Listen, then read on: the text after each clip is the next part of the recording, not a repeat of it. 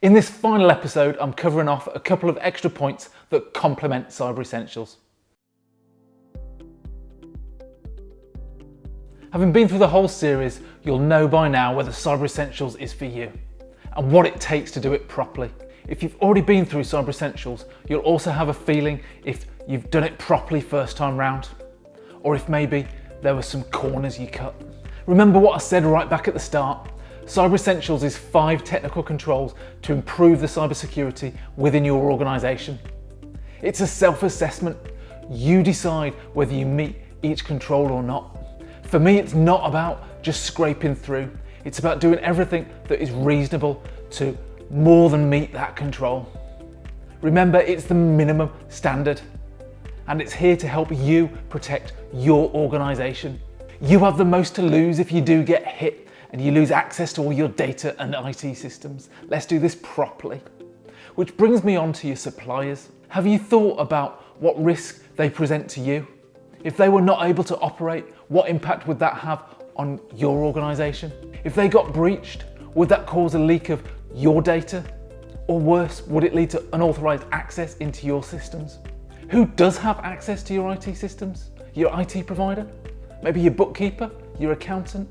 What checks do you do on your suppliers to see what cybersecurity precautions they have in place? Do you ask them if they have Cyber Essentials? Do you ask them what steps they've taken to enhance their cybersecurity and protect you?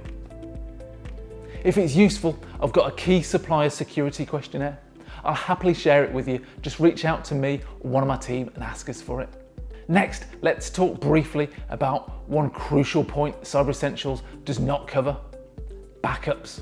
What Cyber Essentials covers is the technical controls that help to reduce the likelihood of you falling victim to a cyber attack. What it does not do is look at anything that helps you to recover if you do suffer an attack. Backups are so important. Here's 3 golden rules for your backups.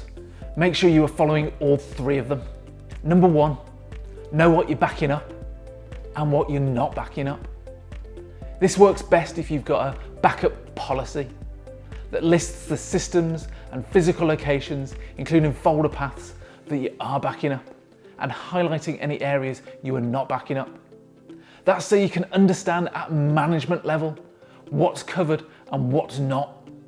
You want to make sure you're making that decision at a management level and not leaving it to your IT team to decide what gets backed up and what doesn't.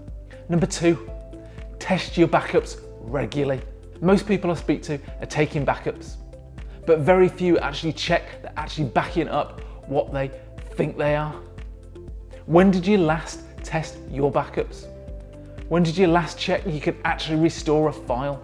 Testing your backups achieves 2 things. First, it proves that you're actually backing up what you think you are. And second, it makes sure you are familiar with actually how to restore in the event of an emergency. For most people, they should be checking their backups somewhere between weekly and monthly. Number 3, store your backups off-site. Most commonly, this is now done in the cloud. It's really common for a ransomware attack to target your backups first. That's why you need to store them off-site and break the chain of connectivity. Simply using USB drives or replicating a NAS box can mean you're just replicating the ransomware. Make sure your backups are stored off-site and not permanently connected to your main systems. Something like Dropbox or OneDrive is not a good backup solution. That is just replicating things. Use a proper backup solution. There are loads out there. Look for ones that say they scan for ransomware and protect you against it. And if you're not sure, ask someone you trust. Finally, let's talk about where to go for more help. If after having listened to my entire series, you've decided you need a bit more help with your IT security, where can you go? First, the obvious, I'm here to help. You can reach out to me either through social media or direct through my contact details, which are on screen right now. If for some reason you don't want to work with me, that's fine. There are several other trusted places you can go to for good, sound advice and to be pointed in the right direction of a trusted provider. By now, you'll likely have a local cyber resilience centre. They now cover most of the UK. You can either Google Cyber Resilience Centre and look for your local one, or visit brimcentre.com and they have a list for you. The Cyber Resilience Centres are run by law enforcement. in partnership with the education sector and the business sector to provide a trusted resource and point of contact for all businesses across their region. Through their partnerships with the universities, they can provide entry-level cybersecurity advice and services. And for more in-depth requirements, they can then signpost you to an approved, trusted partner. As well as the Cyber Resilience Centres, you can also look for a licensed IASME certification body. That's IASME.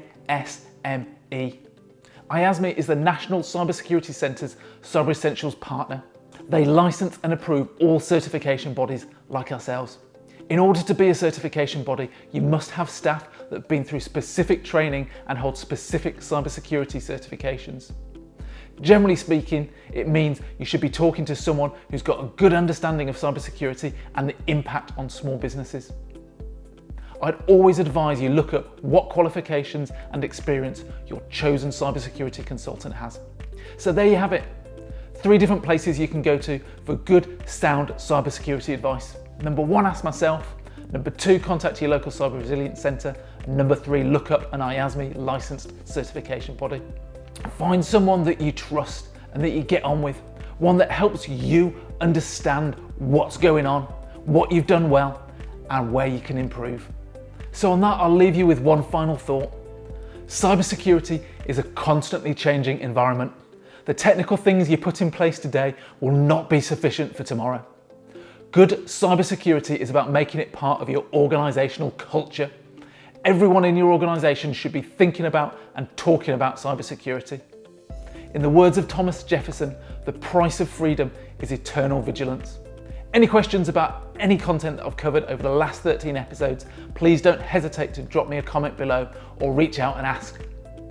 And don't forget to subscribe to my YouTube channel to catch the next series. There's an icon in the bottom corner now.